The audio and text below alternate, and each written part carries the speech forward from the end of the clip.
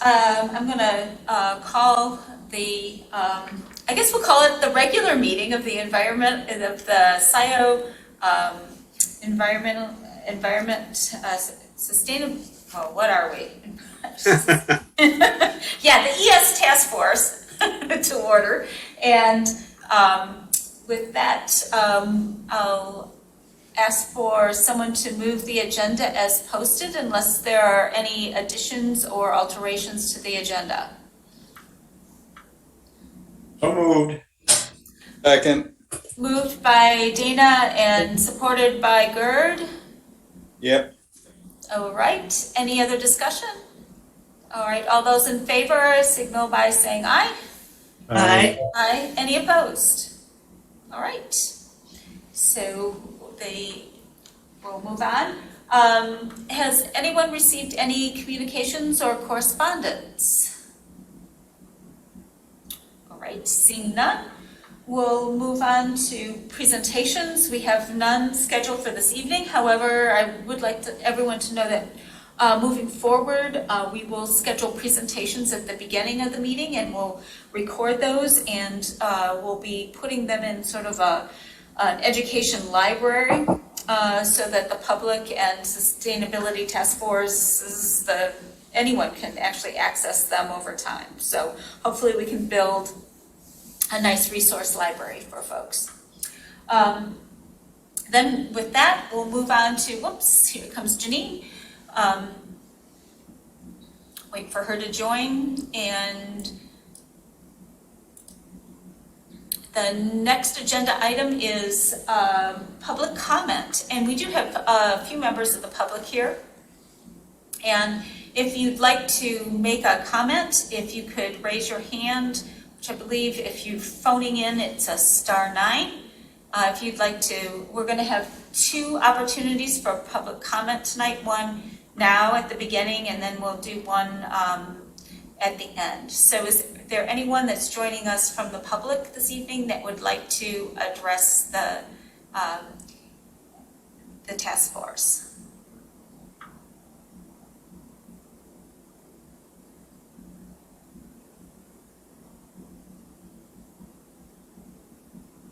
Okay, I don't see any hands, so we'll move on. And the first order of business is we had some small groups that were taking the notes from the values, mission, and vision groups, and we thought we'd ask those groups to kind of report out. And if you'd like to, if you want to share screens,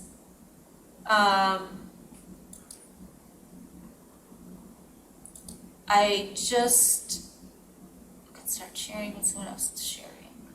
Okay, it is open for all participants to share screens. So if you wanted to share your notes, you could do that, or you can just report out. But I would ask that you email kind of a summary of the discussion if we do any wordsmithing to Kathy. So if we could have the values group, who's here reporting out for values? That would be me, since it was me and Margaret, and unfortunately she had to leave, but she did get to contribute to the first draft. All right. I'm not going to share my screen. I'm on an iPad, and I'm not quite sure how to do it on an iPad. Okay. So basically, and I have posted this to the Google Drive. I've got a third draft. We've got the values down to 5, and we'll welcome any comments. The first one is open communication with the whole community, and that is transparent and respectful communication. We are also striving for accountability. Goals and impacts on the community should be measurable and considered and given some thought. We also value critical thinking that systematically considers the impacts across the community. And by impacts, I refer to that a couple, both positive and potential negative or potential neutral. It's just, some actions might favor one group over another. So those have to be considered, and the trade-offs have to be considered. And we look for practical and transformative solutions that are guided by experts and data. They should also be realistic, achievable, and measurable. And then finally, and perhaps most importantly, we're looking for collaboration for stakeholders both inside our community and outside our community. And that's where I'm at. And I'm happy, since basically I'm the values committee right now, I'm happy to get in.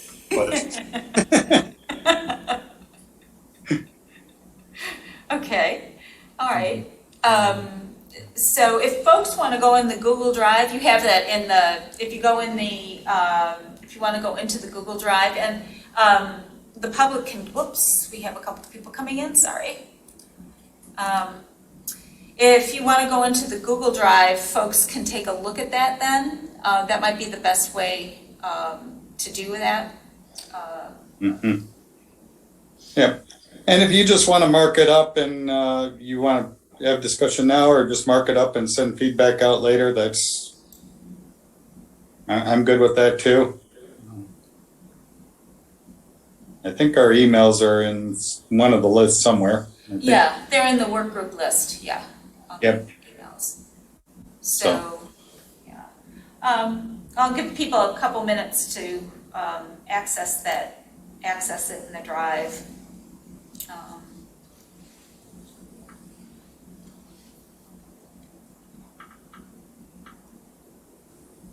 And for the public, you can also access the drive from the Scio website. If you go to the Environmental Sustainability Task Force, there's a link to that Google Drive that has all the documentation in it.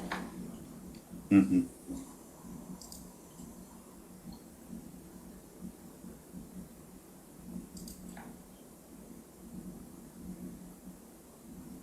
And, you know, I think I am going to abbreviate ES Task Force because otherwise it's pretty much a mouthful, isn't it?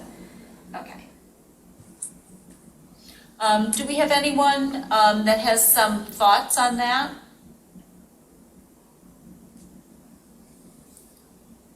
And we're on values for people that just joined us.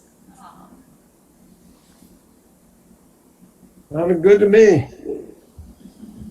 Mm-hmm.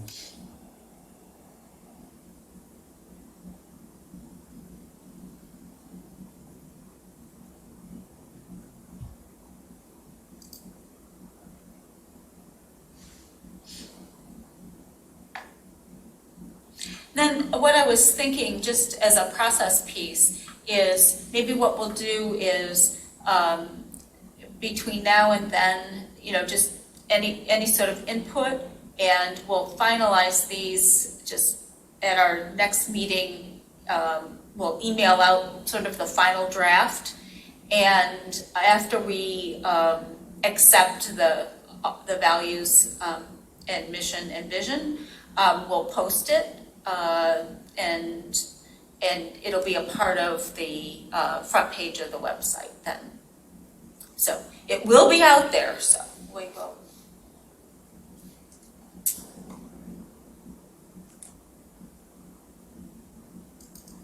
Any other thoughts or comments? Hi, Jan. This is Janine LaPrade. Hi, Jenny. Hi there. I'm sorry I might have missed this. I joined a few minutes late. I was wondering, I wanted to be reminded of if and how the value of equity ended up in this draft. Okay. There were a lot of different things thrown out. I didn't specifically address it, but I've made multiple mentions that of different stakeholders, the community, and that's where I was also like, the impacts need to be considered. It's, you know, it's like we can't, oh, this sounds good, but it's great for that group, but then it has a negative impact on some other group within our community. So Great. kind of how Okay. I'm thinking about it. If you want some sort of expansion, give me your input. I'm just going to add to the document. So the thought is, how can we explicitly include equity is sort of the question. Mm-hmm. Ben, I also came in late. I had the old sign in. Oh, Could you share the screen for us and what we're talking about? I'm sorry. yeah, that's a good, let me figure this out. Does anyone have the Google Drive up and can share their screen? I have it up on my computer, but I don't, Well, what It's what not page on the connected. Google Drive is it? If you could just tell me that. I'm on Google right now. So Oh, yeah, it's in the mission values. It's called Values Statement Draft 3. thank you. Yep, thank you, Celeste.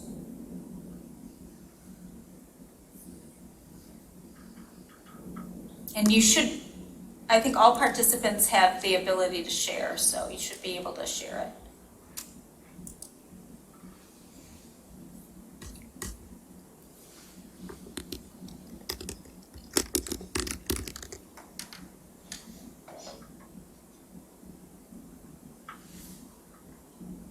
And it seems like, did anyone else, while we're waiting for Celeste to share this, I know, Charlie, you had some issues uploading. Did anybody else have some issues uploading?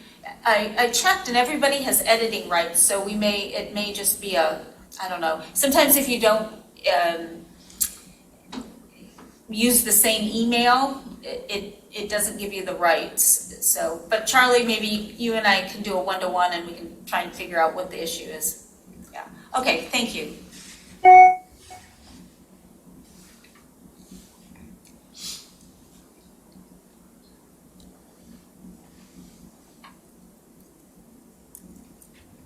So the question is how to explicitly include equity. I just typed that down below, Celeste.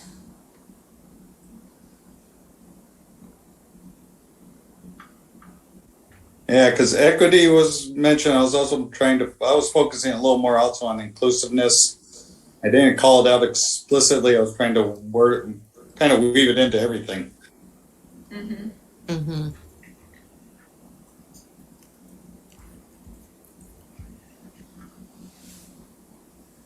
How to explicitly include inclusiveness, yeah. One suggestion for including inclusiveness is maybe incorporating it into the open communication, like value. I don't know, as an additional descriptor, like. Mm-hmm. Oh, so I say think of inclusive, transparent, and respectful. right, like inclusive inclusive, transparent, respectful communication. Just an idea. Yeah. Just trying to think because it's hard, with only 5, which I understand. That, so we can kind of try to incorporate some of these into some of the other definitions. Mm-hmm. But I can think more about it offline too. I'm just thinking off the top of my head. Mm-hmm. Yeah. Yeah. Now, the one thing there also is you could just say that is inclusive, transparent, or that is transparent, respectful to all. I don't know. Kind of where I was like the whole community, because there's lots of different subgroups. Mm-hmm.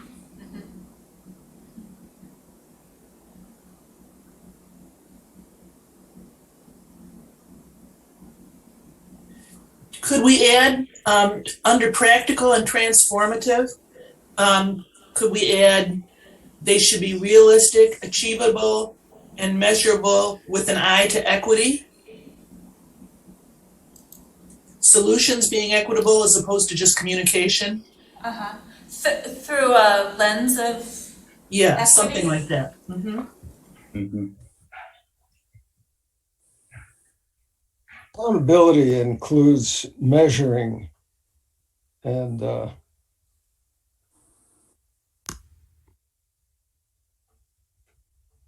So we have measurable here and here. That was deliberate.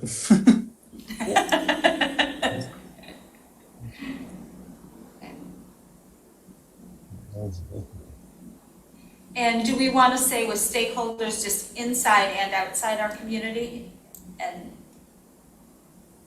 shorten that up a little bit for the collaboration. Mhm. Yep. And the other thing that we could do here with the stakeholders is we could say diverse and just make sure that it isn't, that sort of Mhm. adds that adjective. Yeah. Okay.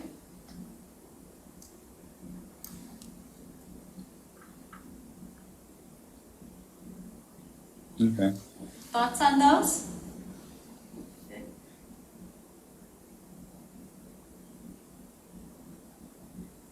Hey, Jan, could you maybe rename it as draft 4 and resave it that way so we can see the transition, or?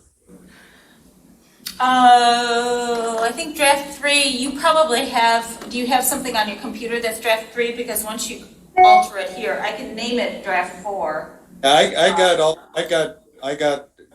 got stuff back on my computer, yes. So, Yeah, I'm not sure how to change, maybe Celeste, do you know how to change the label on it? Can you do that back when you close it?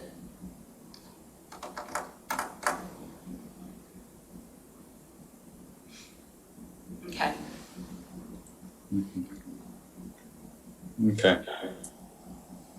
Yeah. Thanks. I didn't think about that. Thank you.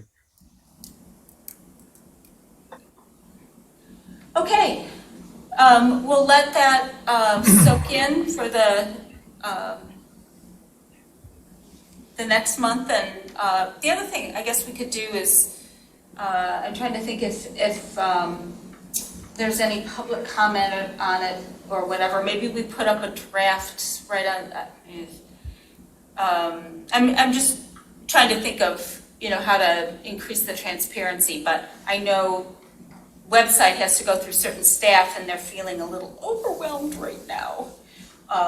So we'll see. But if there are any public here that are that want to contribute, please do that in comment. That would be great. Okay. Jan, Yeah. what do you mean by considered? That seems like a funny word to end with. Gerd, do you want to? Yeah, I hadn't quite figured that word out. What I was trying to get at is for the accountability, a lot of things should have goals, but then they can have different impacts on different parts of the communities. And, they should all be looked at and balanced out. So, Thoughtful? yeah. What was that, Bob? Thoughtful? Thoughtful? That might work. Measurable and thoughtful, or So you want measurable goals and you want the impacts on the community to be to be considered. carefully considered. Is that what this is all about? To really be thinking about what happens? Yes, and to me, the goals and the impacts are a little different. The goal is what you intend to do, but impacts you might include like side effects or however you want to. They have other consequences that might happen because of what you do. So you don't necessarily need to measure the impacts, but you want to measure, the goals should be measurable, and impacts on the community should be thoughtfully considered? Is that? Yeah. Mm-hmm. Do you want to do that crafting, Celeste? Yeah, can you see it? I just changed it. Yeah. That looks good to me. Okay. Well, it definitely looks better. I can't think of a better way. Thank you. Uh-huh. Okay. All right. Then we'll go on to mission. And did the mission get uploaded, mission information? Or if somebody's working on mission wants to share, they can do that. Either way. This is Jeff. I have not uploaded it, but I will shortly, but I can share my screen and show you where we are. Great. Now, I apologize. My internet connection is flaky and I almost lost the connection here. So if I drop out, I'll come right back in, and that's why my video is off. The working group was Chad, Charlie, and me. And what we did was we started with the 4 draft statements from the groups from the previous meeting, and we looked for common concepts that we could put into a consolidated statement. So we identified things like sustainability, community, education, carbon or environmental footprint, and long-term forward-looking impact. So Jeff, it's not being shared yet. That's right. It's not being shared yet. I will show Okay, you the great. consolidated statement here in a minute. I just wanted to summarize the work we did. Okay. Okay. Also, we wanted to make clear the mission of the task force is not anti-business. We want to support economic health as well as environmental health. So with all that in mind, I will now share my screen. And there you are. Share. Okay. Can everybody see the section of the report that we did? Yes. Okay. So it says here, our mission is to help Scio Township create a sustainable and resilient community through policies, programs, education, and collaboration. We seek to support economic growth while reducing the township's environmental footprint. We wanted to keep this, we wanted to be as inclusive as possible, but also concise, so that it's something we can memorize and talk about as opposed to something long. So we thought this was the best balance of that.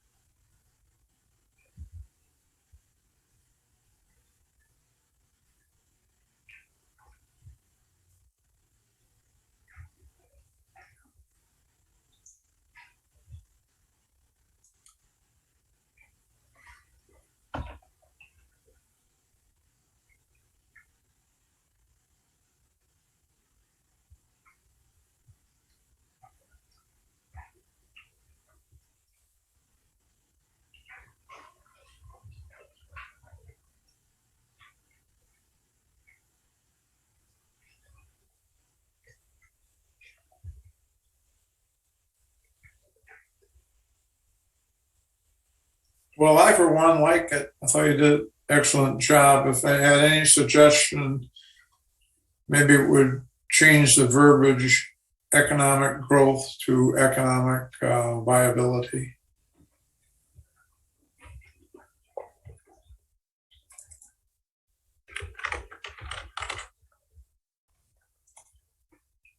Dana, that's interesting. What's your thought behind that?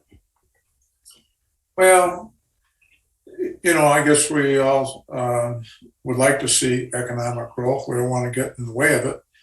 But really what's important is to have a viable economy, you know, whether it's growth oriented or not, as long as it's viable.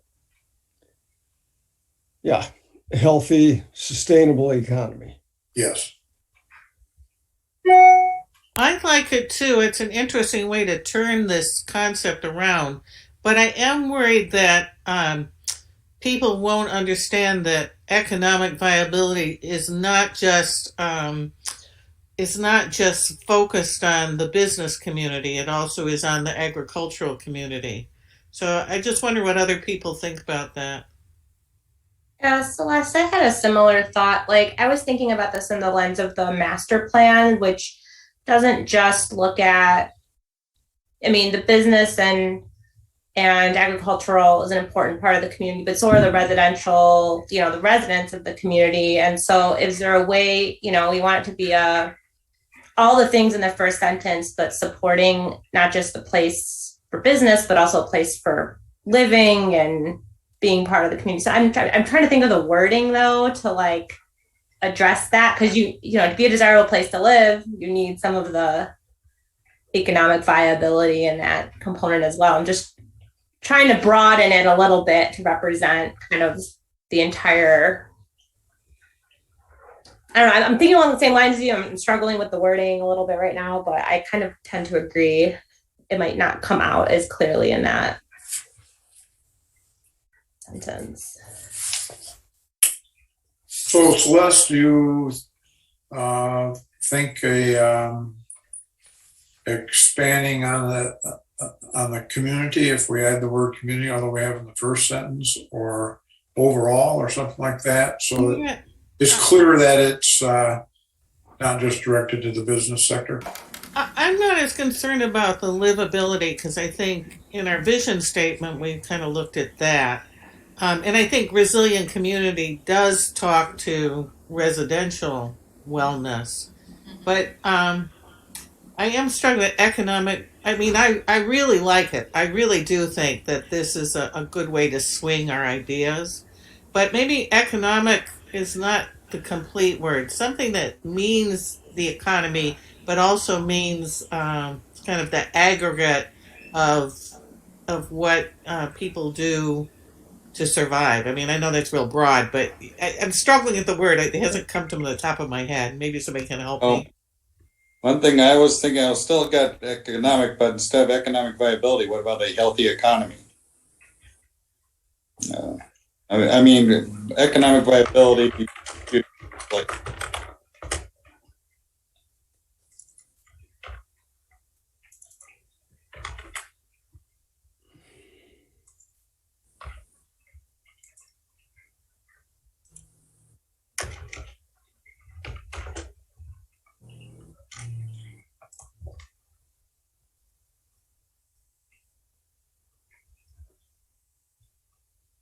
What about we need to celebrate and support a healthy township economy?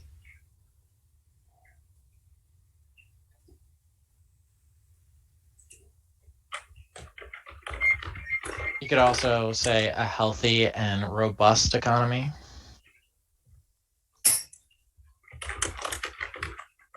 Well, it seems to me like we're getting the economy a little too mixed up in this. Yeah. It's not the purpose of this group here. This task force is tasked with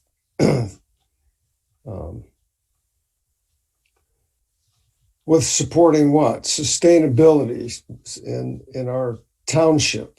And that does include a lot of things, yes, but we're an environmental, what's the name of our group, Jan? Environmental Sustainability Task Force. Okay, there you go. So it's not focused so much on, the economy, business, schools, and so on and so forth. It's Let me give you a little background behind that second sentence. It was in there because we didn't want to give the impression that working to reduce the environmental footprint would somehow negatively impact the businesses in the township.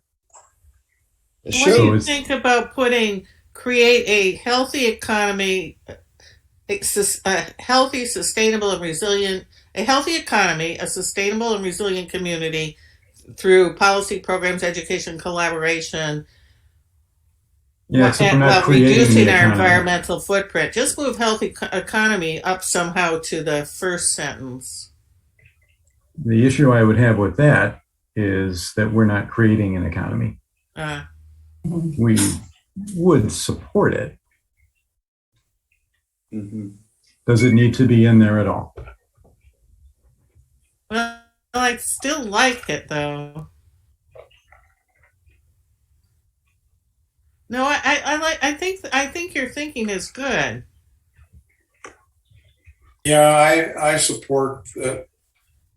It's worthy of mentioning. I understand that we need to prioritize environmental or economical. But couldn't we say our mission is to help Scio Township support a healthy economy and create a sustainable and resilient community through policy programs, education, and collaboration?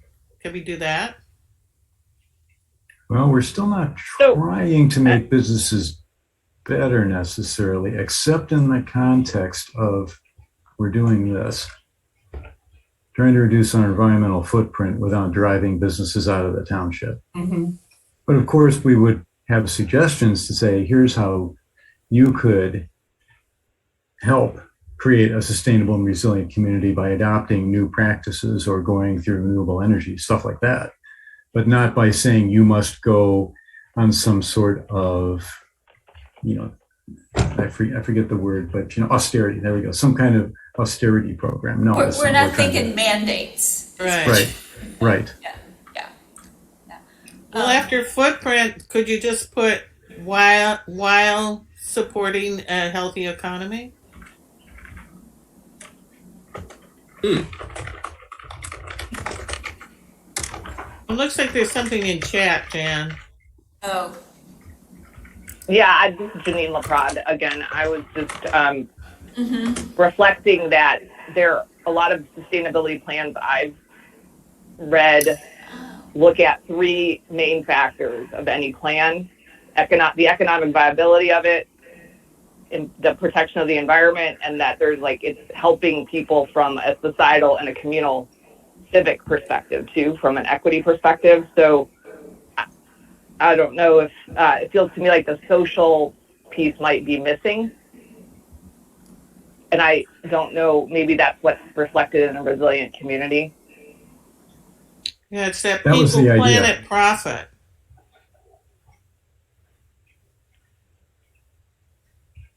Yeah, I really like what Janine's got in there because it sort of reflects the broader, I think, goal. kind of the three pillars, if you will. Right. And yeah, it sort of reflects that people, planet, profit. Exactly. And it's still keeping it short. Right. Trying to think, is there a way to just expand that last sentence? Yeah, could we just a healthy community and I don't know, vibrant, or a healthy economy and vibrant community, or yeah, maybe, but I know we've got resilient community above, so I don't want to repeat community.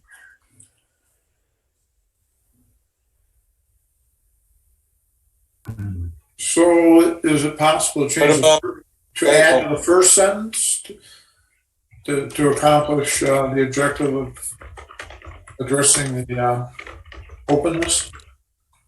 Yeah. I mean, another word for community could also be society. I don't know. Well, let's put it down there. That might not be. Community is good because it's sort of keeping it Within. local to the township, Though society is a wonderful. Does that work? We'll take them on next, right? Yeah, exactly. Let's Well, start with Scio.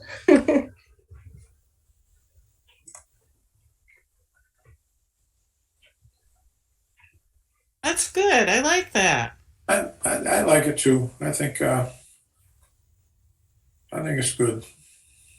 I like it. Yeah, it still captures what our thoughts were. mhm.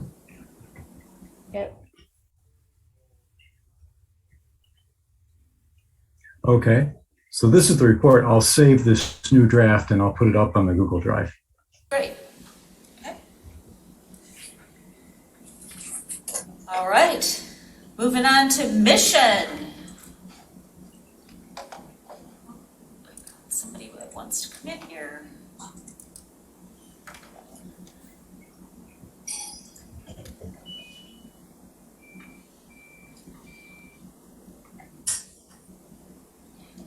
Welcome, Chad. We've got through values, mission, and we're just starting vision.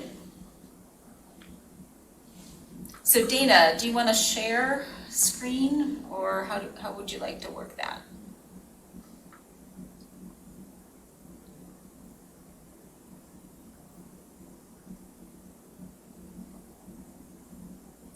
Did you talk to me? Yeah. Oh, I I thought I was reporting out on the buildings and energy. I didn't realize. Oh, maybe you are. Who's doing I'm values? doing that vision also. I think Janine is doing that. Is Janine doing vision? Sorry if I was, sorry. Janine, I don't think Oh, I guess I'm doing it then. They're doing it? Okay, all right, Celeste. Okay, I gotta pull it up. Sorry. Sorry, Dana, I just wanted to make sure you were alert.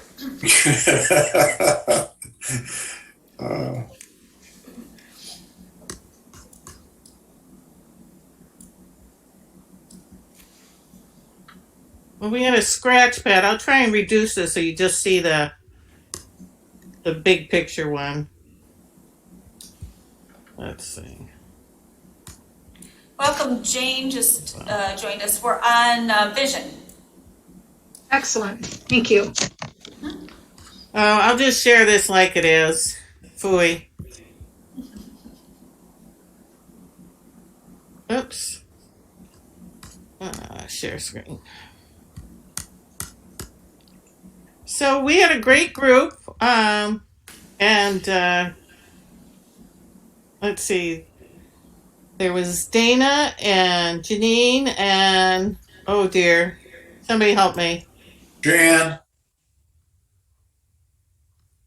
Okay, so we came up with I think the second one is probably what we're most comfortable with. But we envision Scio Township as a sustainable, welcoming, carbon neutral, resilient community that embraces social well-being, environmental, and economic viability. And at one point, we said environmental activism, but I decided that was probably too pushy. So short and sweet. What we did is we went down through each group and we started at the bottom from group 3 all the way up, and then we picked up all of the ideas that everybody had and then tried to squeeze them into one sentence. So this is the sentence we think works. Is that right, guys? yes. Oops, I didn't want to do that. Undo.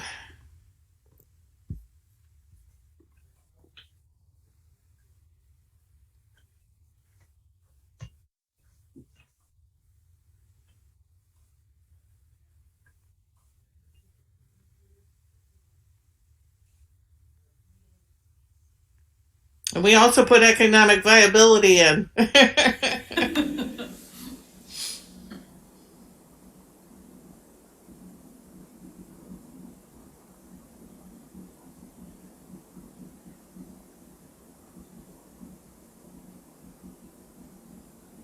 Packed a lot in that one sentence.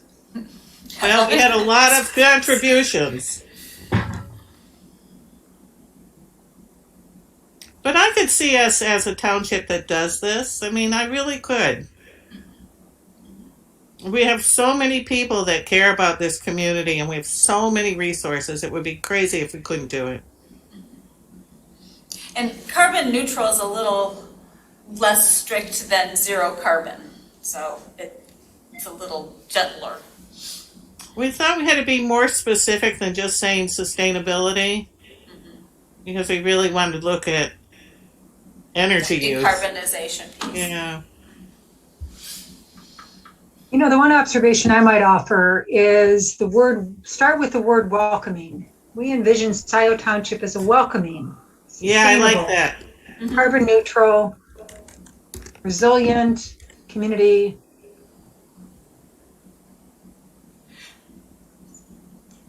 Should it be welcoming, resilient, carbon neutral, sustainable community?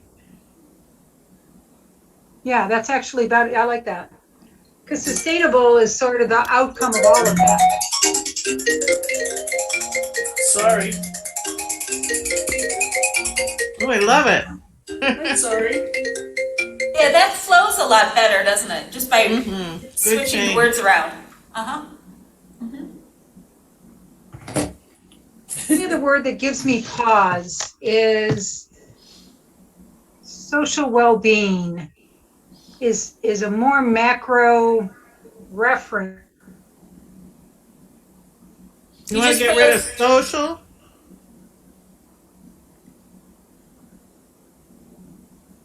No, and I appreciate the lines. It's the personal, it's the community, it's the social piece of it.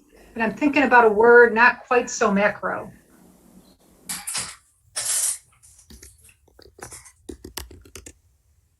resident, well, I don't know. Leave social for now. I don't think we should completely wordsmith it, but that might be an opportunity for us.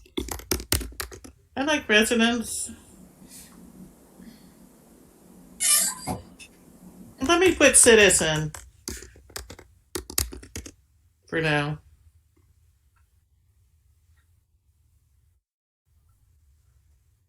Yeah, it does flow better, actually. Nice. Woohoo! You guys are so good. It was really a great group. I can't tell you. We have a chart started. I have a zillion questions for you, Jan. So there you have it. All right. Excellent. So if each of those groups, the values, mission, and vision, could also copy the wording and email that to Kathy, so she can include that in the minutes as the current status. That would be great. And we have Kathy's email. On the list, yeah. Okay. Yes, it is on the working group list. Okay. And it doesn't have anything to do with Kathy. No, it's Educare Mom, just, yeah. We'll have to learn the story sometime. All right, so moving on, let's go to our working groups. And I believe energy and buildings is the top of the list. And now I can get Dana going. All right, here.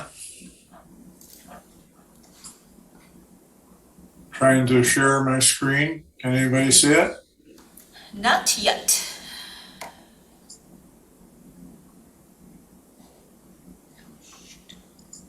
You know what? I have to apologize. Recording in progress. I totally forgot to record that part. So the recording is starting now. I apologize, folks.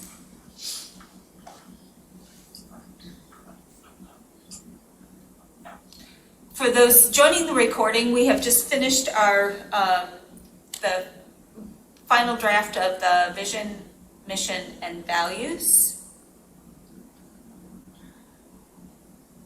and are starting on the working group report outs. Okay. So can everybody see my screen now? Yes. All right, let's go down to, Hey, can you bump up the font size? And do something to make it a little bigger.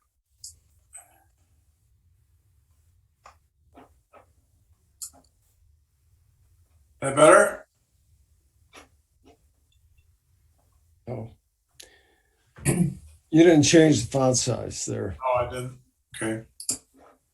Yeah, you may be able to go into the document itself, and If you you should have a.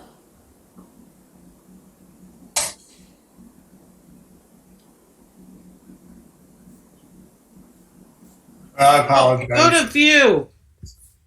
to view and then a zoom. And then zoom up to 125. That should do it. Oops. Yeah, there. Is that How's big that? enough? Yep. Everybody okay?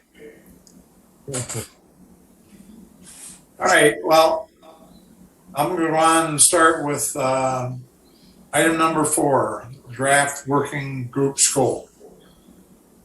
You can see there's 3 basic bullet points. One has to do with the public sector, the township operations. The second is the private sector or the community. And the final is the education and shared resources involvement program. We have sub items here with goals. We've already started, I believe, Janet, is this correct, that we've started on some of our energy monitoring to get data for our base energy use in the township. Is that correct that we're working with DTE on that? Yeah. I can step in there. We are working through with DTE. There are some fits and starts and some hardships in identifying the correct contacts within the company, but that has begun. Okay. We had some discussion also on the public side regarding the township conservation possibilities within the township utility system and specific water usage. So I think we want to do some work on investigating that and see if there's any potential. There's an added benefit, as you're probably aware, the townships bumping their head on their capacity, their contractor capacity for water. We have several studies that have been done by outside agencies. So in some regard, maybe I shouldn't use the word plagiarize, but we certainly can avail ourselves of work that's been done to date. And there's a couple in particular that I encourage people to become familiar at and look at. One is the President's Commission on Carbon Neutrality. That's a University of Michigan report. And it's quite academic, as you might expect. But it does address specific elements of the campus, including buildings and infrastructure, with measurable goals. The other outside study that I think is of great interest is the Michigan Council on Climate Solutions, and that has been uploaded. Jan uploaded that to the G Drive, so you can access that there. The Buildings and Housing Work Group have come up with draft recommendations.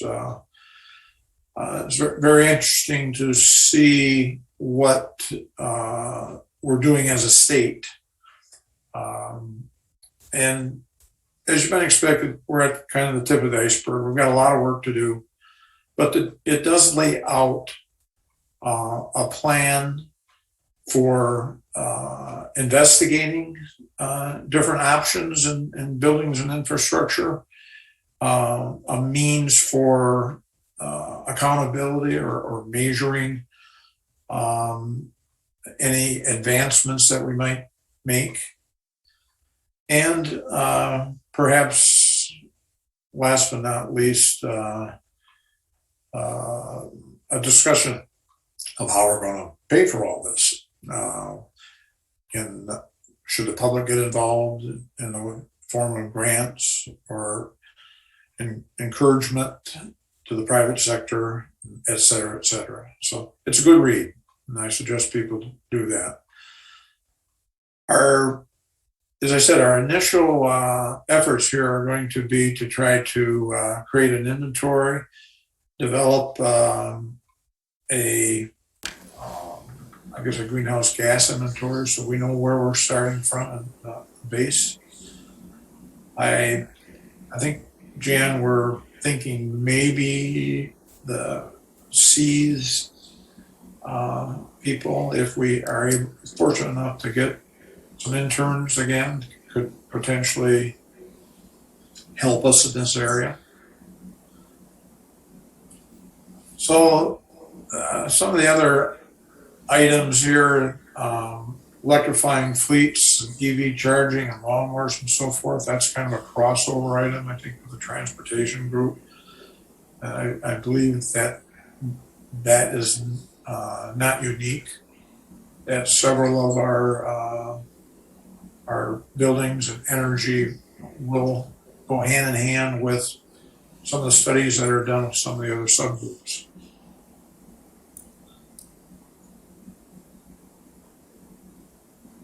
So we've talked a little bit about on the community and the private end, industrial, commercial, residential, what some of the possibilities and impacts are. We're going to dig into this in more depth in each area. We talked a little bit about whether or not there can be a community-wide solutions as opposed to individuals, in particular in residential. Again, more investigation is needed. Last item, building stock analysis, is it pertains to really materials and so forth, and building green. And we want to certainly include that in our analysis. Just to add on a little bit there, Dana, one of the things, the building stock analysis is looking at, and I think I can work with the assessor's data to do this, but what it does is, if you understand what types of buildings you have, I mean, I assume most of our square footage is single-family residential, but I don't know that. What you do is you develop a building profile of age, building type, and square footage, and you tie that in with average greenhouse gas emissions by those building types, and you can figure out where you can make the biggest reduction by targeting those specific building types. You tailor policies and so forth based on that building stock analysis. So it's a data point that you can really use to craft policies that can have the most, because what Ann Arbor does, will target different groups than we might want to target or help or support in Scio. So that's the thinking behind that. Okay, thank you, Jan. On to education. We think this is going to be a very important component of our task. We want to establish a means where we can help educate our citizenry on the importance of sustainability, on the viability of sustainability. So there's several ideas obviously being floated out as to how that can best be done.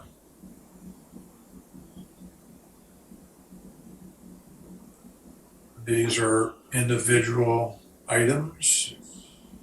And then the last is brainstorming research and resources that are needed. One by one, baselines for operations for energy, water, and waste. Greenhouse gas inventory for the township. Financial programs. Community surveys of needs and interest in energy. I think it's a very important item. I would suspect that we would involve our community with perhaps numerous surveys on different topics as we go through this. Reviewing U of M's, and I'll add the state of Michigan to that also. Compiling resources from DTE, and I think Chad's right on top of that. Is that right, Chad? Struggling. You'd think as a employee I'd have a little more success, but yeah. pushing the rope, as they say. Hey, Okay. Can I offer a quick observation about that last bullet point? Sure.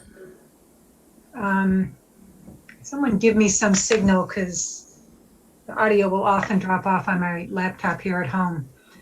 So I've been fairly tied in with the climate action efforts both in Ann Arbor and at U of M. And there are some really good early momentum steps building with the regional focus. So Ann Arbor, the county, Scio Township, Pittsfield, Ann Arbor Township. And there's even a little bit of an effort building to go after some common funding with all these stimulus dollars in the state. So all early days. But what I think it suggests for us is let's get really familiar with the climate plans in the adjacent communities.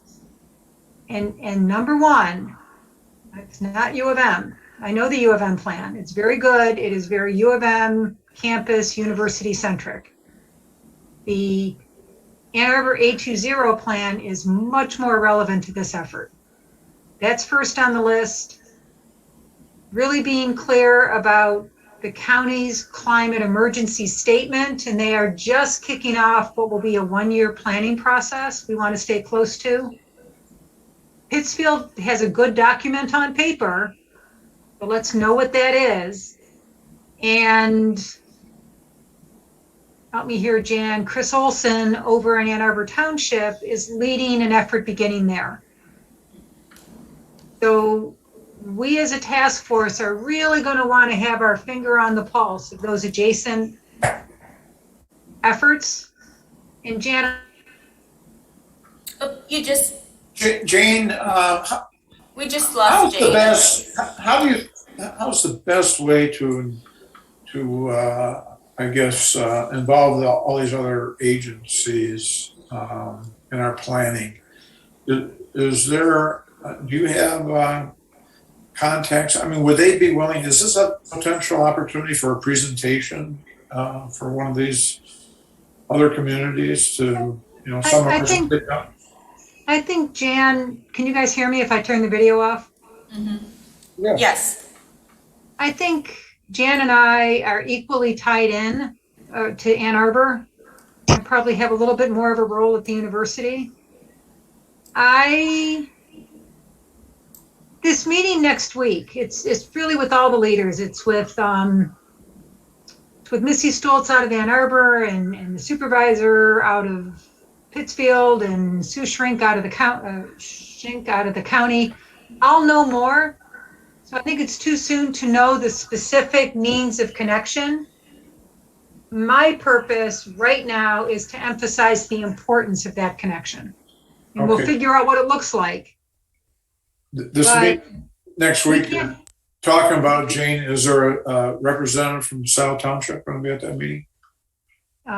Yes, me. And I was actually the catalyst to the meeting. So I'll be there along with, I've gotten both Jan and Jacqueline in the loop. Okay, that sounds great. That's a great start. Yeah, and Jane. Our work in the context of a regional plan. Yeah, and I wanted to add to that. I just want to say, this is Tim Redmond. I am on the Environmental Council for the county, and as you alluded to, Jane, the Board of Commissioners for the county just approved a several $100,000 funding for developing the climate action plan for the county. In that, and some of this work has already been done, Dana, like you allude to, both here in the township and in other communities. And but so we are part of the county. We're not part of Ann Arbor or any other township or the University of Michigan, but we are part of the county, and all of these township plans should be enveloped by what the county comes up with here. And it's, this is a professional group that's developing this climate action plan. And it happens to be our local group that got that won the bid to do it. Who's the group? It's, It's RSS, and they're using Elevate and EcoWorks. Yeah, there you go. Yeah, I couldn't remember the name. Yeah. And it's great that that funding is going to stay in the community. That's part of having a healthy economy. But my point is that a lot of this work is going to be done, and we are paying for it because, we're part of the county. We're already doing that. So we don't need to reinvent the wheel. Right. And we do need to collaborate with the county in developing what we think needs to be done. So I've got to cut out this meeting. I'm sorry, but I just wanted to fit that in here. All right. So Tim, let me just add one quick comment. Having been in the game, I just want everyone to know the most mature plan, the most developed, the most robust, the most reliable, the most kind of the best practice is 820. Every one of us needs to be up to speed on that plan. Yeah. That is a great footprint. And you better believe the county's looking at it too. It's really becoming a bit of a regional and national model. And Missy Stoltz, who is Exactly kind of leading that program for the city of Ann Arbor, is also on the county's Washtenaw Environmental Council. She's been having a lot of input into that and, helping to guide development of the county's climate action plan. So yeah, you're right, Jim. Okay. Thank you. I think that's good, and I think we, continue to, and maybe we actually add to our agenda. I'll do this. Just sort of, highlighting what other people are doing, so that, if Tim, you have something from Washtenaw County, and Jane, you have something from the university, and Jane or I with Ann Arbor. I think that would just kind of keep us listening and being connected. Maybe we do. Does that make sense? Yeah, yes. I'm looking for that little thumbs up. Well, let me find it. Oh, there it is. I wanted to go back to the minutes, the energy building minutes, and just add one thing to your research or scope. I think I see residents, I see business, but I think maybe in there's a need for workforce education or looking at training that new workforce for some of these new opportunities. And I'm sure there are people that can plug into that, but I think there might be grants or supportive things through Washtenaw. So I just want to make sure we don't lose that, whether it belongs here or someplace else. But okay.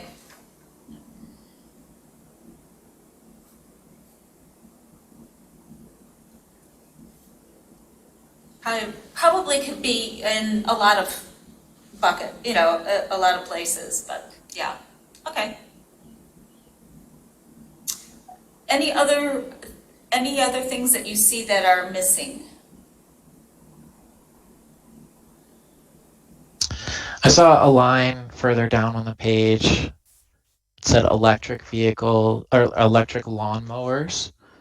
I think one thing to consider in addition to that, further up the page than where it is currently. One thing to consider in addition to electric lawnmowers is electric yard equipment in general.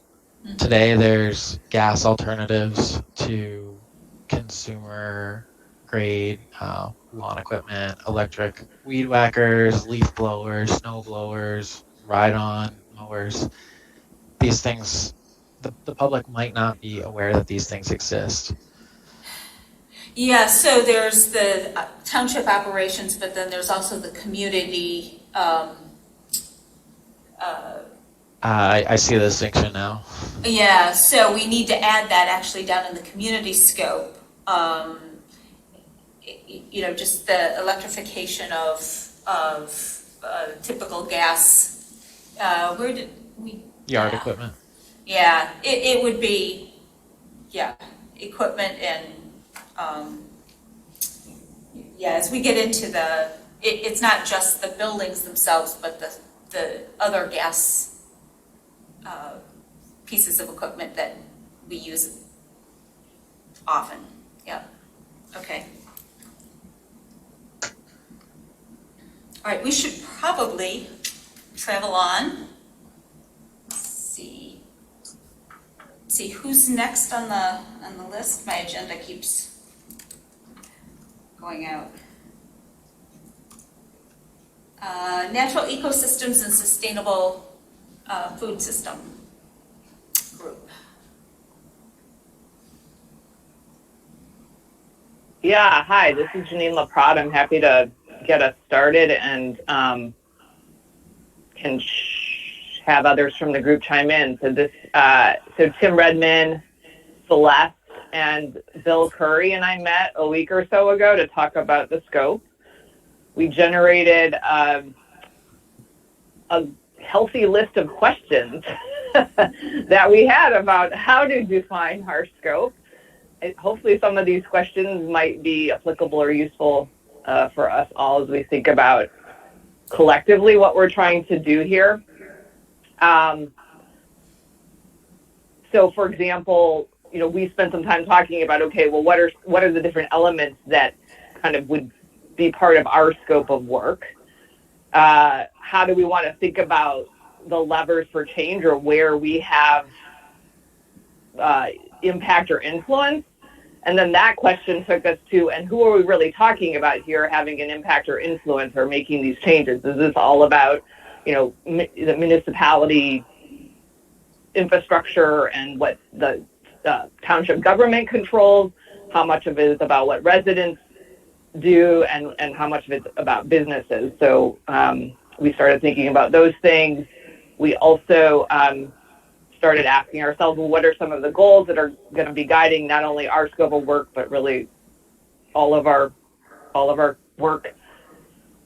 We're thinking about, well, what are some of the shorter term, medium, longer term actions we might take or encourage others to take, so on and so forth. So that conversation then also included looking at different elements of the Scio master plan, looking at other sustainability plans, including what Ann Arbor has developed, as well as starting to think about some climate action plans, because in those cases, I think folks are doing some really good like long-range planning, for example. I've seen some climate action plans that have some excellent goals and strategies tied to local food systems, trying to increase production and access to local food by X percentage over some period of time. So we took different elements of all of that and then came up with this document. And both of these are in the folder. So we started to create a scope. And the other place we looked at, I've been involved in some work that folks have been really looking at the project drawdown areas of action. And so there's a link to a matrix where you can look at the different actions where they say, okay, here's where we should be focusing our actions and where we can have the greatest impact. So in looking at all of that, these are the potential goals or areas for action that we've come up with so far. And so this is, I think, where we're probably looking for everyone's feedback on what we've got here, what might be missing, are we on the right track? So we've lifted up the need to maintain clean air and reduce air pollution. We identified ensuring we have clean water and encouraging water conservation and efficiency. We named encouraging preserving green space and potentially expanding the Greenbelt Initiative, reducing the spread of invasive species and encouraging more native planting, encouraging low impact development and increasing our green infrastructure, encouraging locally sourced food, regenerative agriculture practices, soil health and quality, expanding composting, reducing food waste, and the last piece is looking at incentives that help businesses be more aware of the impact that they're having on natural ecosystems and encouraging them to potentially buy local food. So this was our starting point, and then from there we created a way in which we could start collecting relevant research for each of these topics or areas, identifying resources or groups that might be already doing some work in these areas, and then just created space for notes or questions that we're coming up with. And we thought that this would be also a way to encourage others from other work groups to weigh in here by sharing your knowledge and information here. So that's where we got to in our small group effort. Tim, Celeste, Bill, anything you'd add? You did a great job, Janine. We were all over the place. But, you know, I woke up in the middle of the night and realized we kind of also need something in there where we list what we're doing right in the township in all these topics, because if we really want to collaborate, we kept thinking there's got to be a database of who's doing what, and it's huge to try and figure out how to do that. So, I don't know, Jan, maybe you can weigh in on that. I mean, how do we figure out the people that we're partnering with? Yeah. You know, I think that's, I like the format that you're doing in and the research, and I think I would add, and that comes to the people that we're partnering with, I think we need to add that, because I would like to adopt this for all the groups, where you have a piece for your research, but you also have a piece for partners, so that we start identifying who we can partner with, you know, in a regional basis, that are doing work around this. I think that's a really important piece, because we don't want to reinvent things. We want to go to folks that are already have been taking on some of these issues. Well, we keep saying we're going to be collaborative. So we need to figure out who we're collaborating with. Dan, I think that you and I could begin to put together a little bit of a, I don't want to say it's a contact list, but to list the various adjacent communities who we understand to be at least a point person of contact, if not the leader, and include groups like the Ann Arbor Climate Partnership, Voices for Carbon Neutrality. We could put that together, and it would at least be a start. Mm-hmm. And there would be external and then the internal, which you started doing, Jane, were our internal commissions and committees too. Oh yeah. The township. Oh yeah. And in our list, talked about that. In our list, we put people like the Washington Conservation District. And you know, Megan is amazing in terms of trying to work with people for food, for agricultural help, and things like, you know, people with their own background, like the American Rainwater Caption or the Low Impact Development. I think it should be both sort of the local, but also these best practices that are out there that we've bumped into as professionals. So, but it's a huge, audacious task. So I love it, Jane. You see, we put your name on our notes, so I'm glad you picked up on that. Don't be doing that. But we can start that, and if people, you know, in your groups, if Jane, we will assign this to you. No, don't be doing that. But if we start the framework, and then each of the groups can start filling it in under, you know, the partnerships and the internal and the external, and then I think, you know, there's the regional. But then there are the best practice groups that we want to have referenced. I also think we need to ask the community in the newsletter or something. You know, these are the areas of topic. What is your expertise? I mean, we've got to, if we don't ask, we won't find them. They might be hiding in plain sight. That's a good point. Very good point. This is Jeff Jackson. Let me just throw a couple of quick things out there. Speaking of the community, There is a Michigan Master Composters program that has been taught through Rec and Ed. And I'm a graduate of that program. And they'd be great to reach out to for saying, hey, who in the area are master composters and which of them would be interested in providing educational opportunities and encouraging more of our residents to compost. Yeah, I can forward you that information. Yeah, right in there with the rain gardens. Yep. Yep. Just my other comment is that guy, Lorem Ipsum, whoever he is, he's got a lot to do. Okay, that's a joke. I don't know if Bill Curry is with us tonight. He's the lorem ipsum kind of. But I Okay, like that. get the rest of us in the loop. I have a couple questions. Oh, fine. One is Gilman.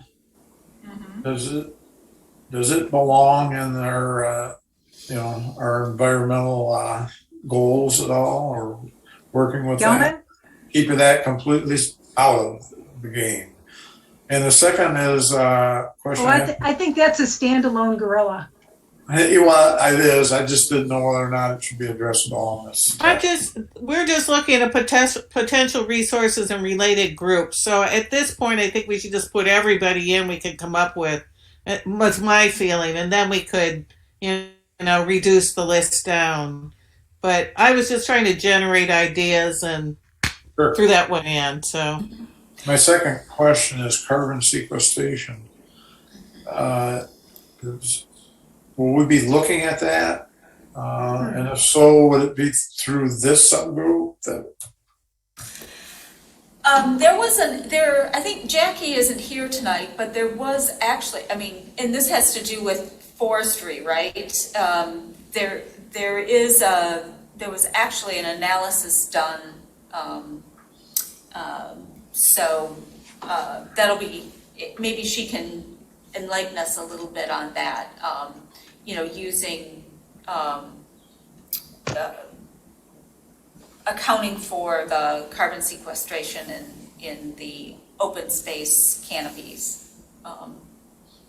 So is that what you were thinking, or you were thinking? Well, I think we want to, I think we want to promote it. I don't know enough about it, to be honest, to know whether or not that's a meaningful task or not, but I'm hoping somebody sure does. Dana, this is Janine, I had imagined that was potentially one of the objectives for preserving green space or developing what I think they're, what do they call them? Carbon sinkholes, or, so yeah, I had imagined that might fall in here somewhere. Okay.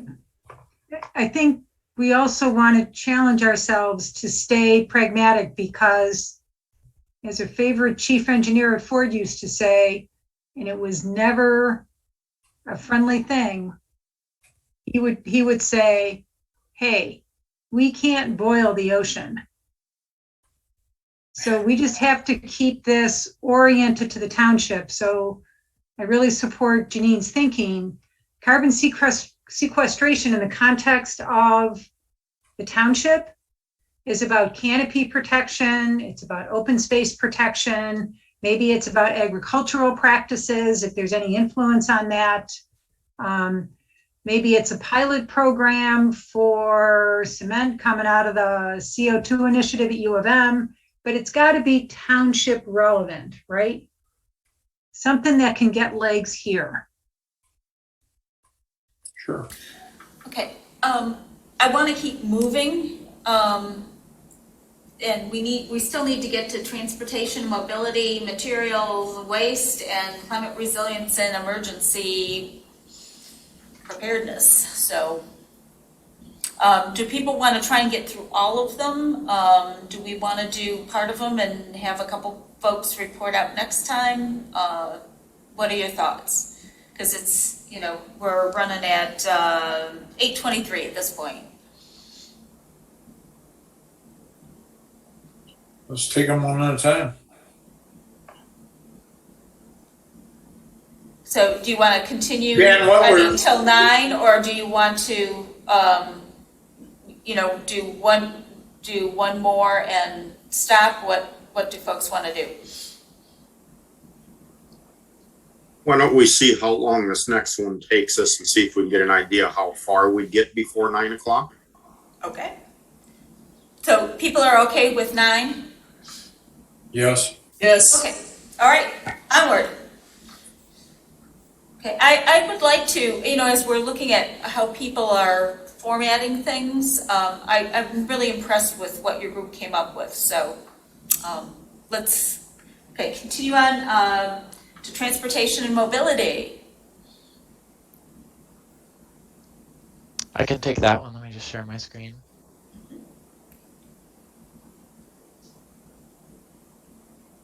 Can you guys see my screen? Yes. Yes.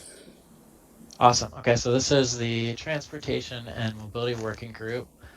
Group's made up of myself, Kathy, Suzanne is temporarily filling in for Jane.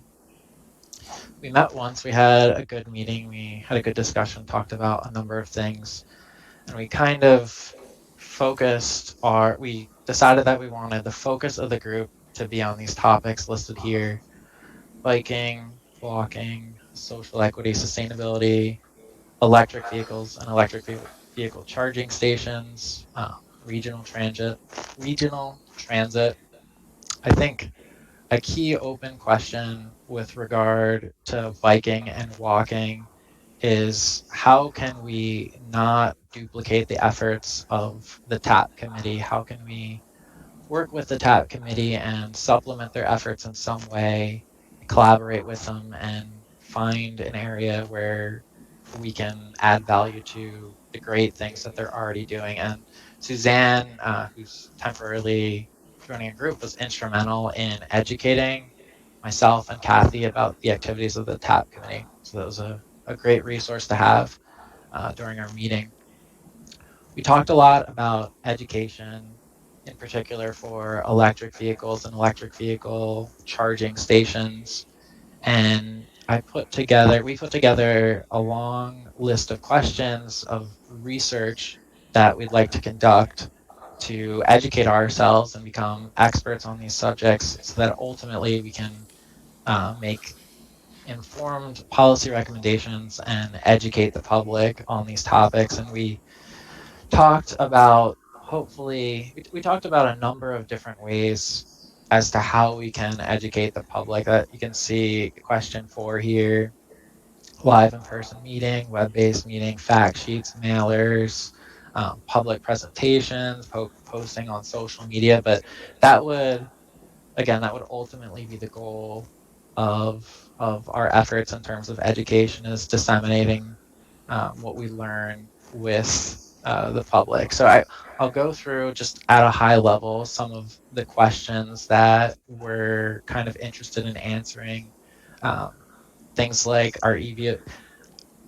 I know I already know the answer to this question is yes, but I think the public might not be aware what are really the environmental benefits of EVs. What are the different types of EVs that are available? There's electric vehicles, plug-in hybrid electric vehicles, there's pure battery electric vehicles. There's all these subtleties that most people just might not have even heard of.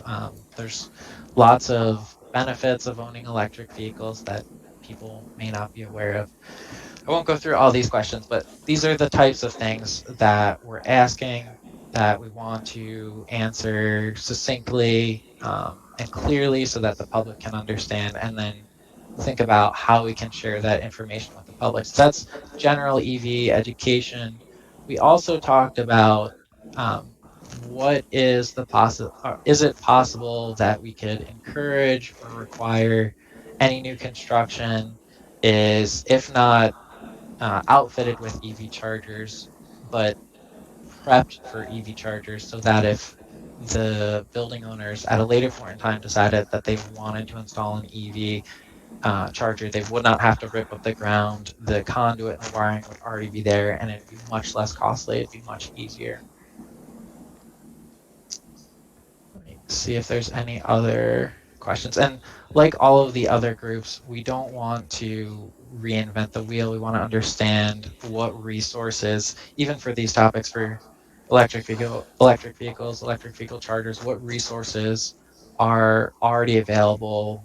This is a nationwide, this is a global topic. I'm sure there's lots of presentations, and we've already found some of them, lots of documents that we can leverage to answer these questions and also to share with the public as well.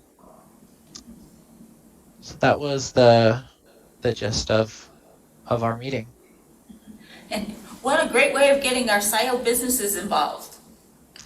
Mhm.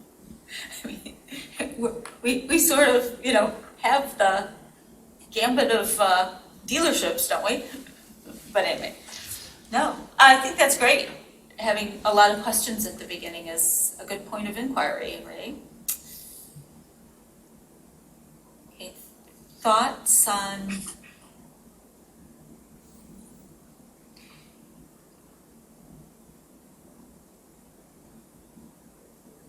Anything to add, Kathy, that I missed? I really don't think so. I think we did, I think that we definitely need to be in very close contact with TAP all the way through, and also with the new road committee or whatever it's called, roads. So we're not quite clear on what their role is at this point, but we want to get in close touch with them and let them know we're not here to step on any toes or anything, but we want to work together and share the work, Yeah, So I think the other one is to really find out a little bit more about what AAATA's plans are and their Yes. constraints and their. Yes. I think that would be a really important. Yeah, I know. link. Suzanne mentioned that I think the AAATA is coming to make a presentation to the TAP committee in next month or something. And I asked her to please, make sure that we get word of it if we want to listen in as audience and hear what they have to say. So, yeah. Are they recording definitely. their meetings by any chance? I do not know. Don't know that. And the other And the thing. wave. Thank you, The wave, Charlie. right. The wave also, yes.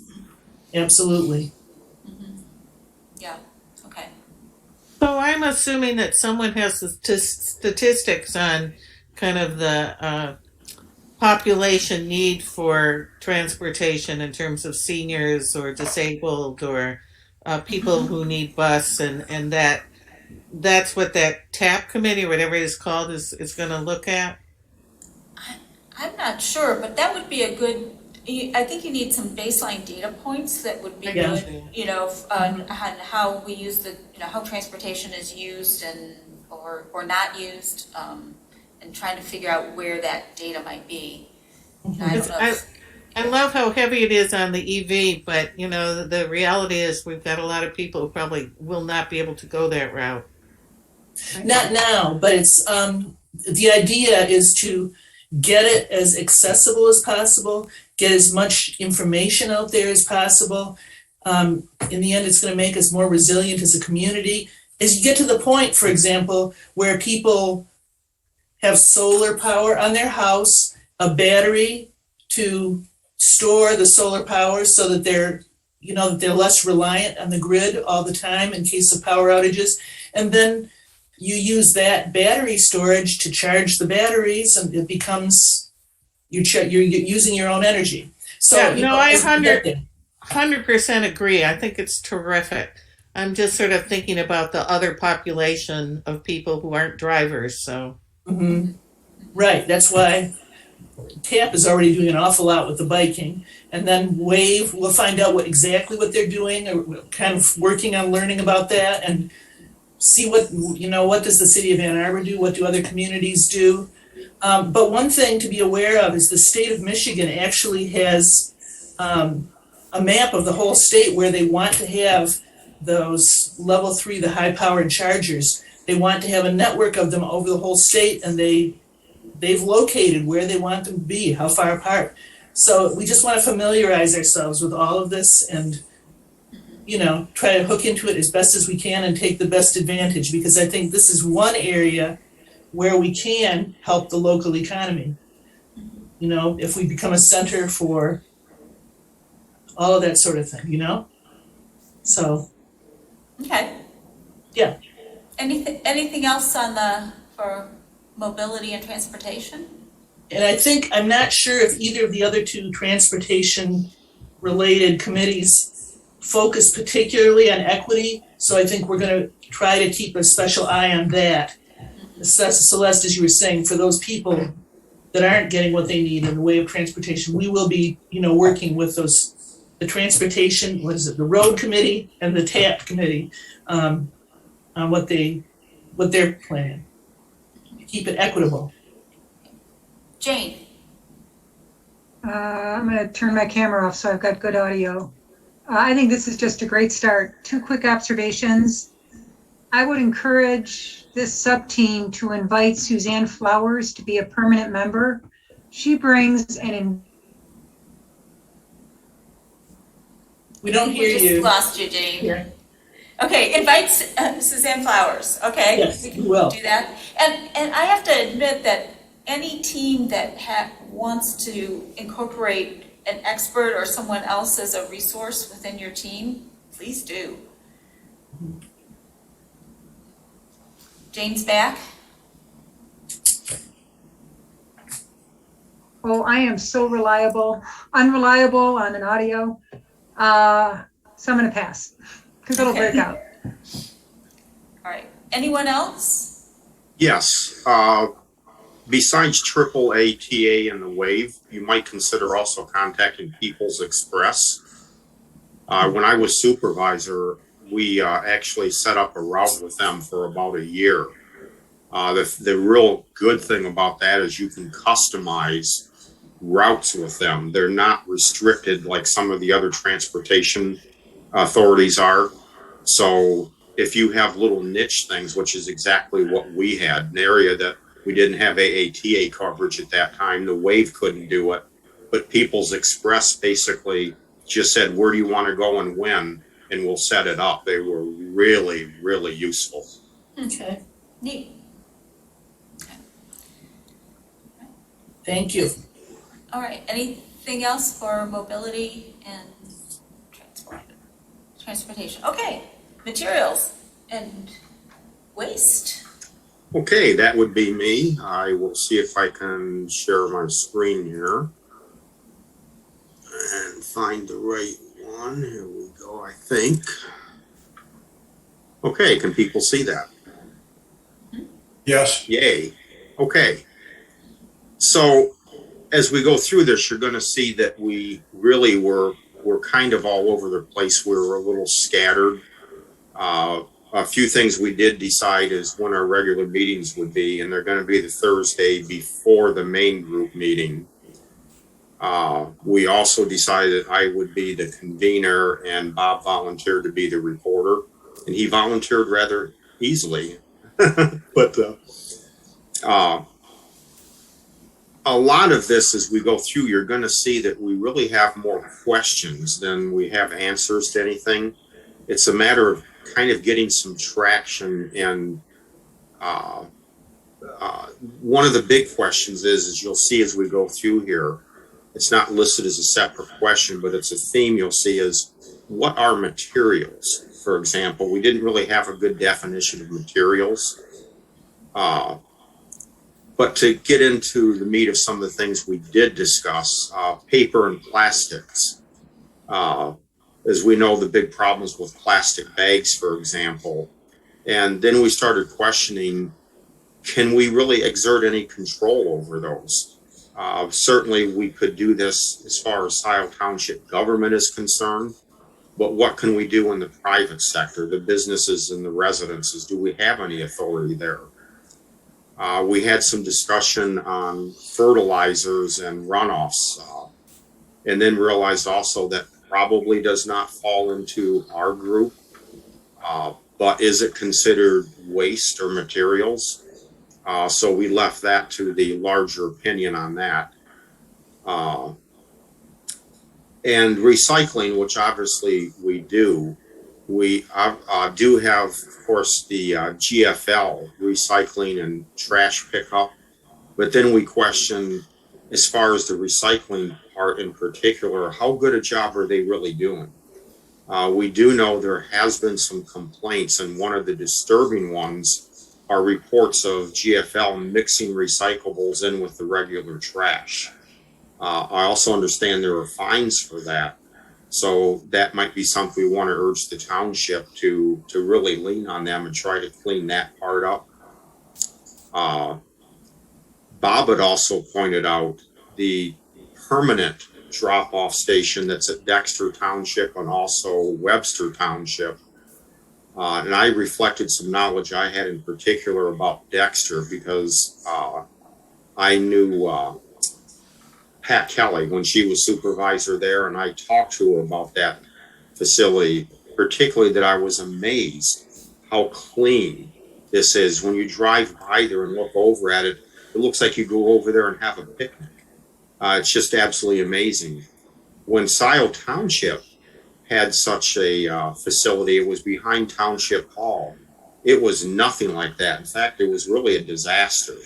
I used to use that, and I was just disgusted every time I went there at the abuse that was occurring. People putting things in the wrong bins, taking recycled things that they thought were recyclable and weren't, just setting them out on the ground, broken glass, some oil spills at times. It was a mess, and this is what resulted in the township, and this was before I was supervisor, canceling that program. It's also the reason why when I became supervisor, our board decided to set up the third Saturday events that we ran up until COVID took those away, because we had control over that. There were people there all the time. So it got us out of that maintenance situation. But in the case of Dexter, for example, when I asked Pat about that, she said, yeah, that would be a problem here too. But she thinks there are two things that contribute to that. One of them is that their facility is in view from the road. When you drive by, you can see it. That was not true in Scio Township. It was behind the hall. So whatever people were doing there, people driving by would never have seen it. The other difference is that they actually hired somebody part-time to go out there every so often. I thought she said maybe 2 or 3 times a week, and actually did do some cleanup, because she said there was some abuse and people would break glass occasionally. And that was part of it, is you just have to accept that and have somebody to clean those things up.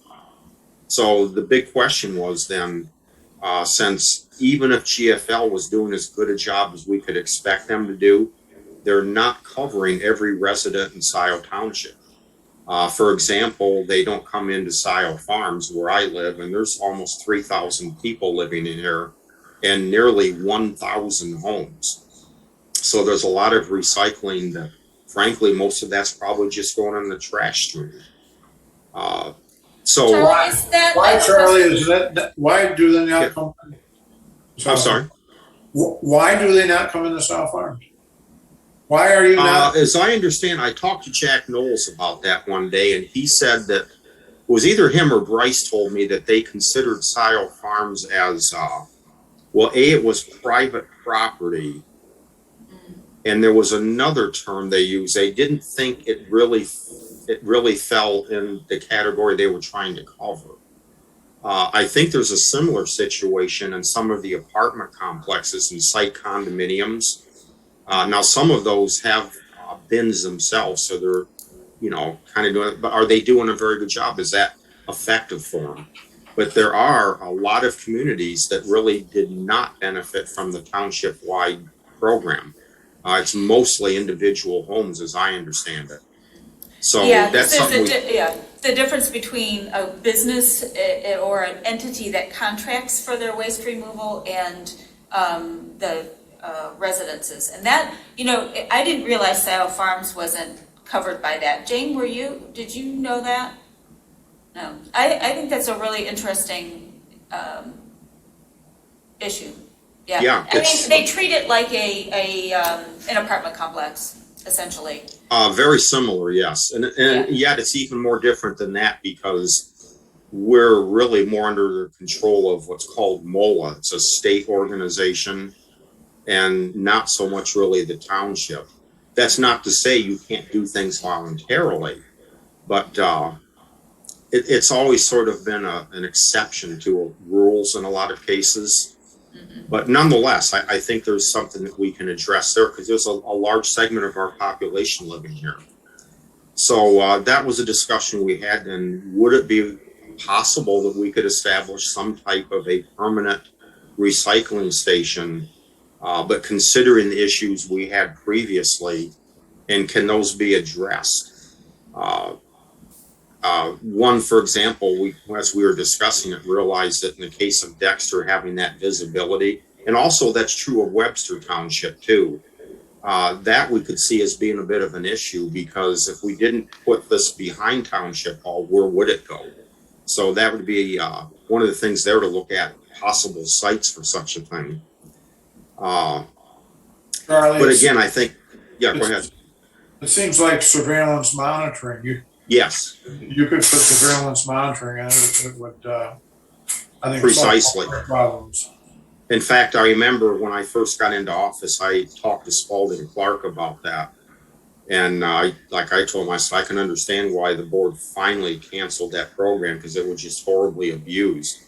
But it was strange that, now this was also at a time when surveillance cameras were not as prevalent and popular as they are today.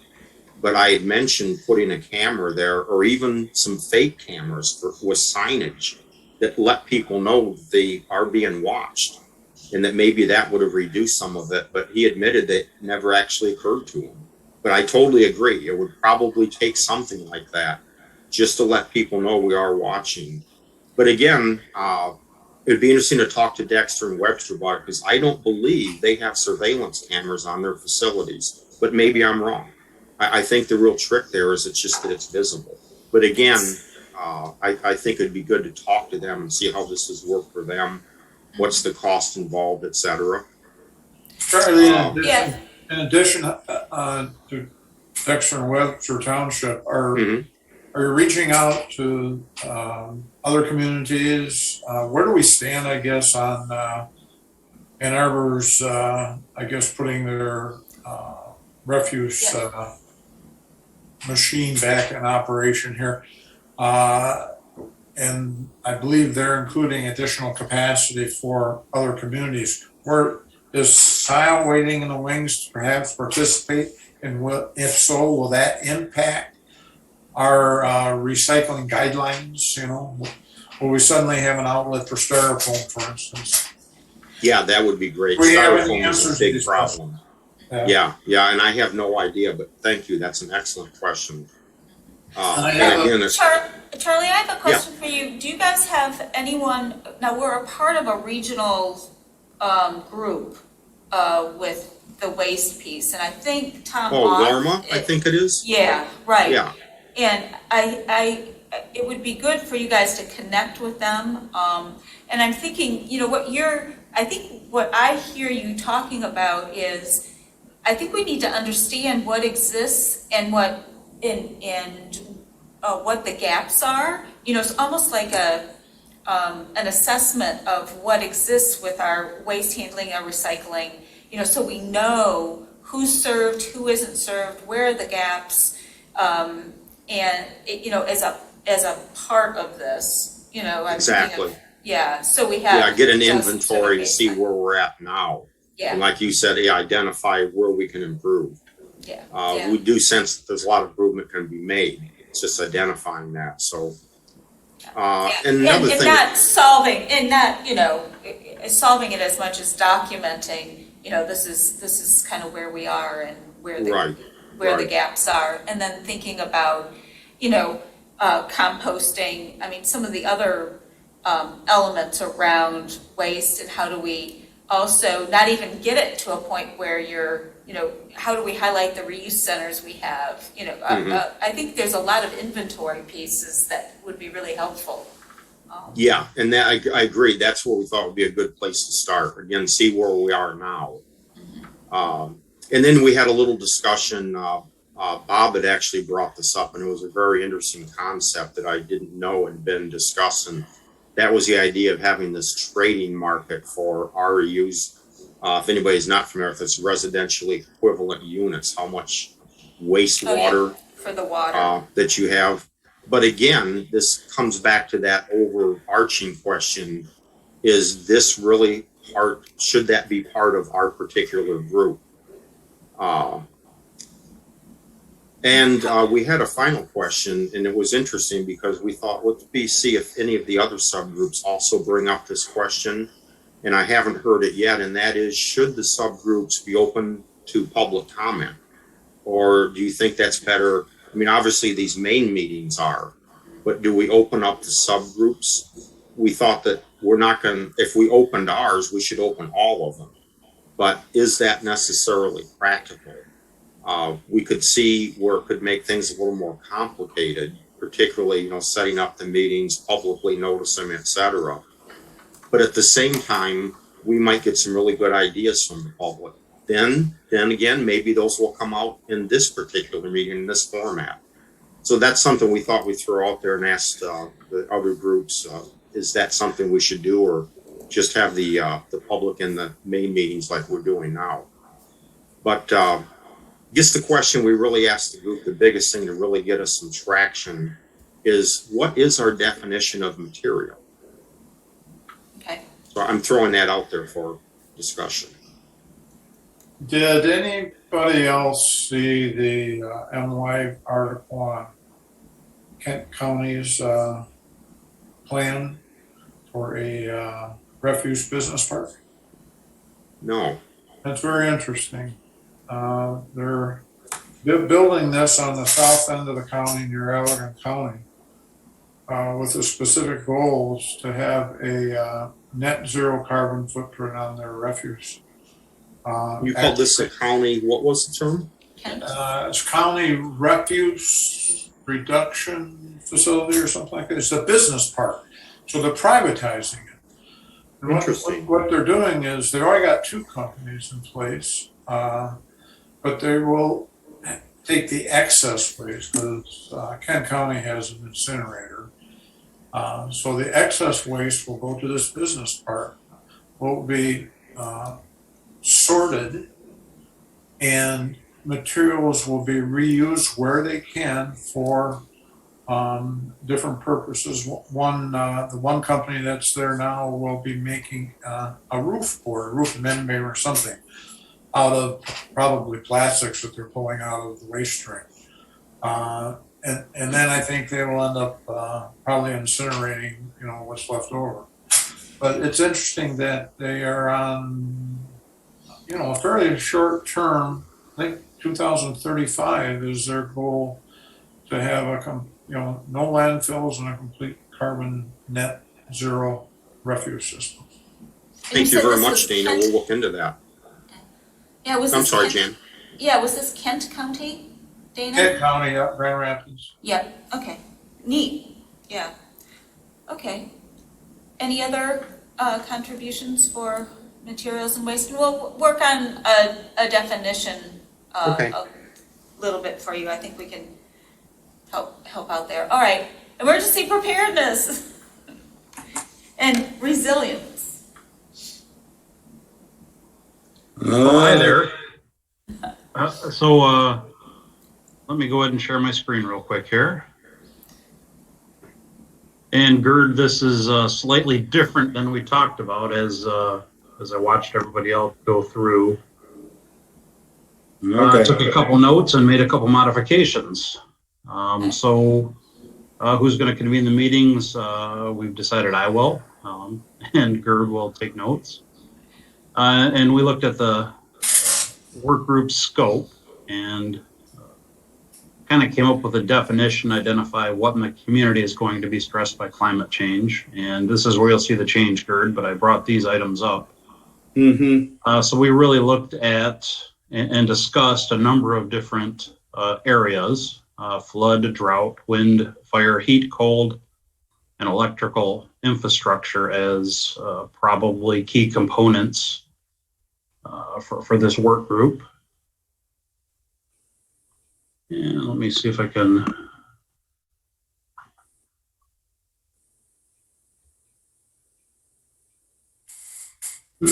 For whatever reason, I can't move this, but I think I've got most of our brainstorming resources together. So we looked at, we're going to need to look at local resources, county resources, and like many of the work groups have discussed already, kind of coordinate with those and see what is already in place that we could just tap off of, or something that we may need to create locally ourselves. NOAA weather data, Union of Concerned Scientists Research, and Water Resources Commissioner as other resources that would help with the above bullet points. Mm-hmm.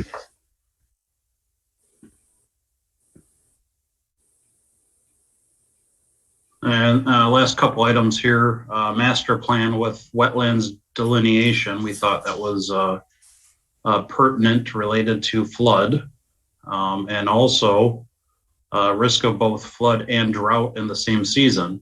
I can speak personally that I've had saturated yard, and then 3 weeks later, my grass is dying because there's not enough water. And our work group kind of thought that this was something that was going to continue. I think we've seen it this season, and will continue to do so in the future.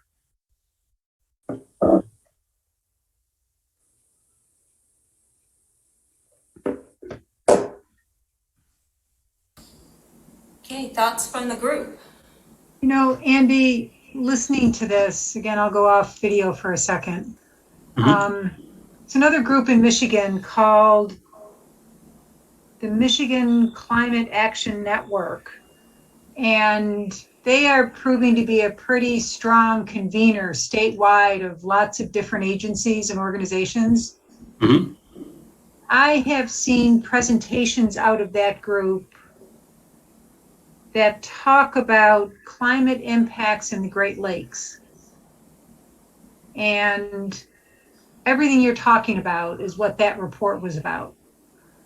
So I also know this is going to be helpful and not. There's somebody there's folks all over the place. Western Michigan, it was a guy who had done this really great report, again, about climate impacts in the Midwest, the Great Lakes region. But Jan, help me think about, Mike Schreiberg was tied in. It wasn't Lisa, something like that. You know the group I'm talking about? I don't, but we could ask them. They might know. I'll send a quick note to Schreiberg. Andy, this is a group, Great Lakes something something, and they're all about climate resilience in the Great Lake region. And part of their work was on emergency preparedness. I'll send a note right now to a colleague who can send me that.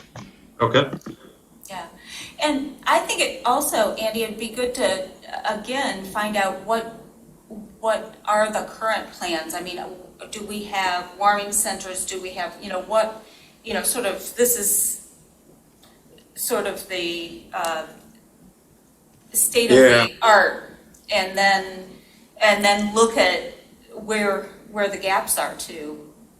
Yeah, that was a big part of our discussion, Jan, is a lot of it is to identify what resources are already in place, either in the township or the county or neighboring communities.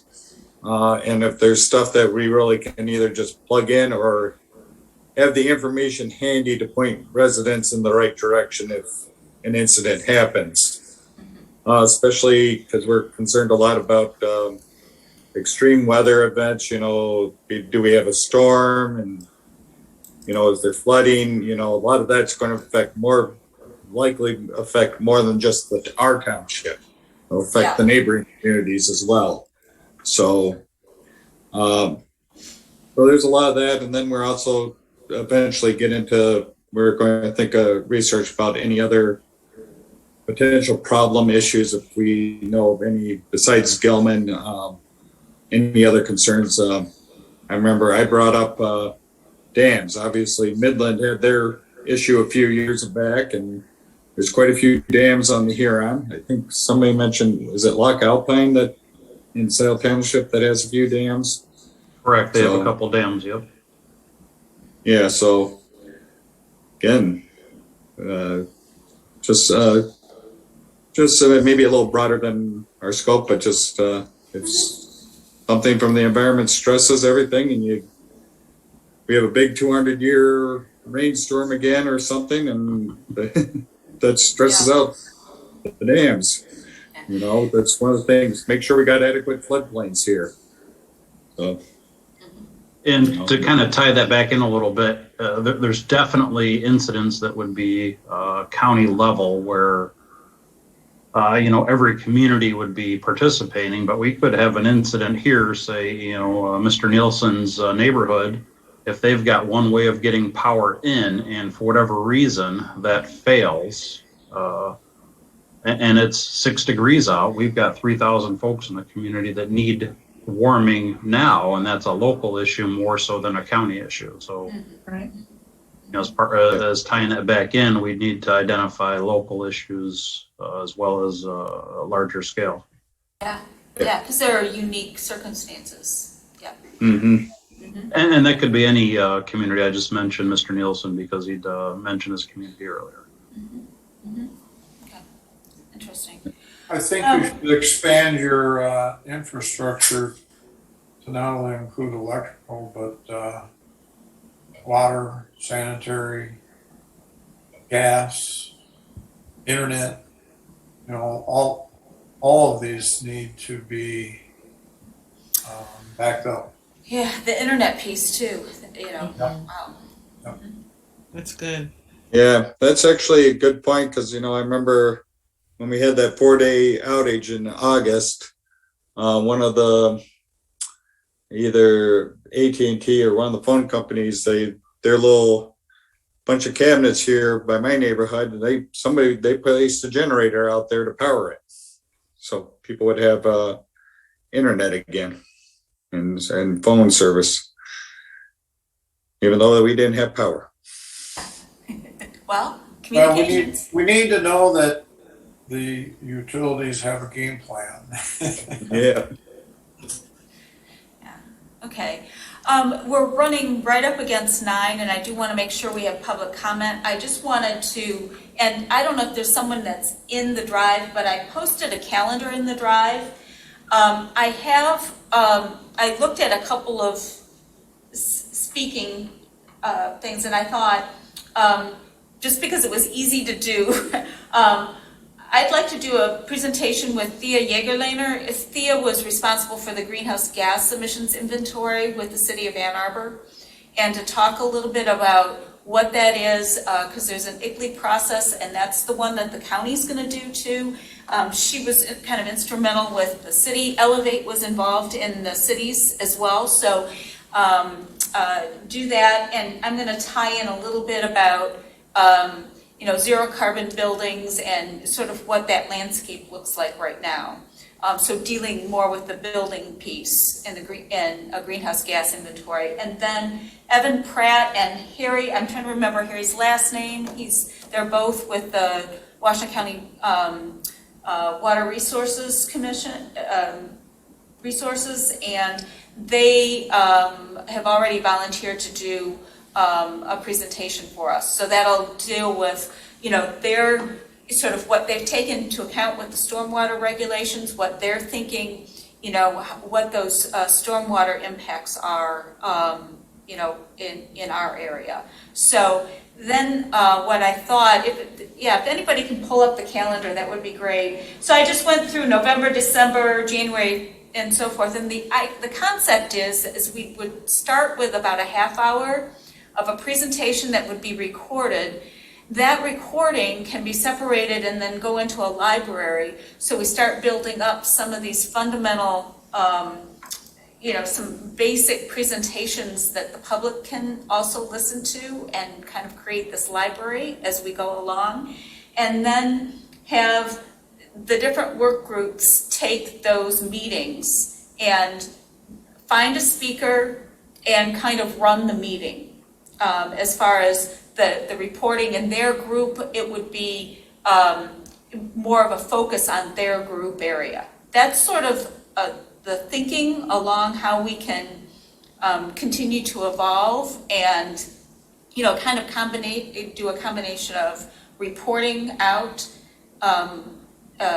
get some good speakers in that are relevant, that each of the groups have an interest in, share it with the public in a broader scale, and then continue to do our work. I think the bulk of the work is going to be in the small working groups, and then we just keep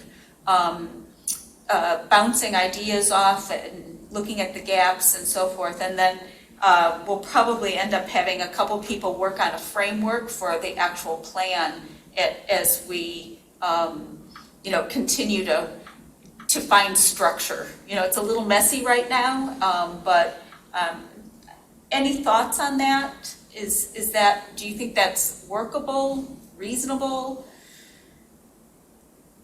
I think it's a great idea.